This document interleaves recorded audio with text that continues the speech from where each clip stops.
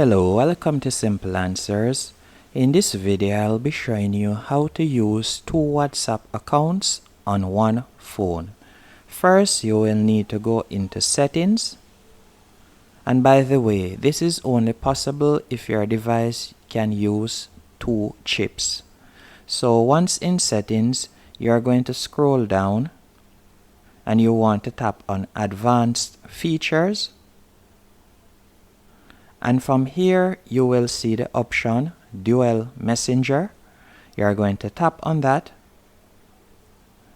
Then you will see the apps that are currently available for Dual Messenger. And you are going to tap on WhatsApp as you want to toggle that on. And you'll see install a second copy of WhatsApp. You'll be able to sign in to another WhatsApp account in the second copy of the app.